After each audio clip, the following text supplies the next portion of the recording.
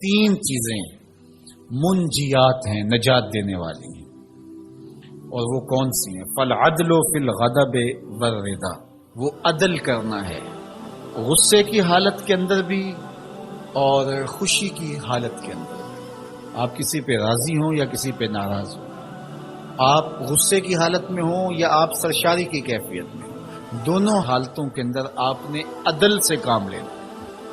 کسی سے دشمنی ہو تو اس کے خلاف بھی ناانصافی لوگ کر دیتے، کسی پہ غصہ ہو۔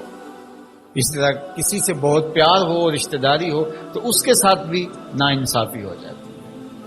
یہ قضات کی ذمہ داری اہم ترین ذمہ داری ہے۔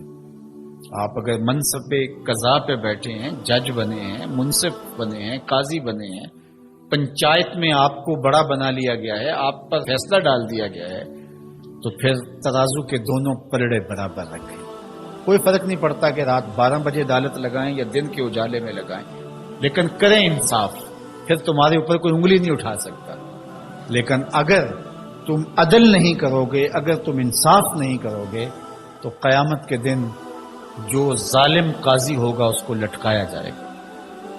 تو اس لیے ارشاد فرمایا کہ جو نجات دینے والی چیزیں ہیں وہ غصے کی حالت کے اندر بھی اور خوشی اور سرشاری کی کیفیت کے اندر بھی عدل کرنا۔ ایک عربی مقولہ ہے، الملک یدوم بالکفر ولا یدوم بالظلم، ملک کفر کے ساتھ تو قائم رہ سکتے ہیں لیکن ظلم کے ساتھ قائم نہیں رہ سکتے۔ دنیا کے کتنے ملک ہیں جہاں نظام کفر کا ہے لیکن عدل پایا جاتا ہے تو وہ خوشحال ہے۔ لیکن لوگ نمازیں بھی پڑھتے ہوں، سجدے بھی کرتے ہوں، اعتکاف بھی بیٹھتے ہوں، حج عمرے بھی کرتے ہوں، لیکن عدالتیں انصاف نہ دیتی ہوں، سکون کبھی نہیں ہو سکتا۔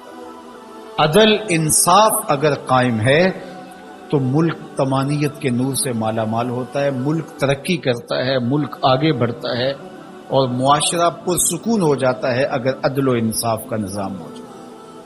تو اس لیے اللہ کے محبوب نے فرمایا تین چیزیں نجات دینے والی، ان میں سے پہلی چیز کا ذکر کیا غصے کی حالت کے اندر اور رضا کی حالت کے اندر عدل کے تقاضوں کو پورا کرنا۔ اللہ اکبر۔ والقصد فی الفقر والغنا، دوسری چیز فقر میں اور غنا میں، خوشحالی میں، آسودگی میں اور غربت میں، دونوں حالتوں کے اندر میانہ روی سے چلنا۔ یہ نہیں ہے کہ آپ کے پاس پیسے زیادہ آ گئے تو فضول خرچ بن جائے، اور اگر جو ہے وہ حالات تھوڑے سے تنگ ہوئے ہیں تو بالکل ہی بخل کریں۔ دونوں حالتوں کے اندر میانہ روی کے ساتھ چلنے والا کبھی کنگال نہیں ہوتا۔ اللہ اکبر۔ والذین اذا انفقوا لم یسرفوا ولم یقتروا وکان بین ذلک قواما، فرمایا کہ وہ لوگ جب خرچ کرتے ہیں نہ تو فضول خرچی کرتے ہیں اور نہ ہی وہ بخل کرتے ہیں، بلکہ جو درمیان والا راستہ ہے اس راستے کو اختیار کرتے ہیں۔ تو درمیانی راستہ چلنے والا ہی سرخرو، کامیاب اور بامراد ہوتا ہے۔ اس لیے دونوں صورتوں کے اندر ارشاد فرمایا کہ میانہ روی کا وخشیت اللہ فی السر والعلانیہ، اعلانیہ بھی اور مخفی بھی، دونوں حالتوں میں اللہ سے ڈرنا، یہ نجات دینے والی چیز ہے۔ جو لوگوں کے سامنے اللہ سے ڈرتا ہے اور مخفی جگہ پر جا کر کے اللہ سے نہیں ڈرتا تو وہ اعلانیہ طور پہ ریاکاری کر رہا ہے، اللہ سے نہیں ڈرتا۔ تو مخفی طور پہ بھی اللہ سے ڈرے اور اعلانیہ طور پہ بھی اللہ سے ڈرے۔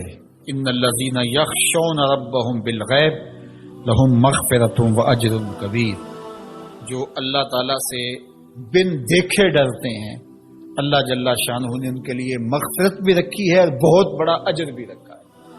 اور وہی حدیث جو میں نے آپ کے سامنے رکھی کہ 7 اشخاص قیامت کے دن عرش الہی کے سائے تلے ہوں گے، ان میں سے جو 7واں شخص ہے اس کا ذکر حضور نے ارشاد فرمایا وَرَجُلٌ ذَكَرَ اللَّهَ خَالِيًا فَفَاضَتْ عَيْنَاهُ، وہ شخص جو تنہائی میں بیٹھا اور اللہ کو یاد کرنے لگا اور اس کی آنکھیں آنسوؤں کا خراج دینے لگی، اللہ کے خوف سے اس کی آنکھوں سے آنسو ٹپکنے لگے، تو فرمایا قیامت کے دن جب کوئی سایہ نہیں ہوگا اللہ اس شخص کو اپنے عرش کا ٹھنڈا سایہ عطا فرمائے۔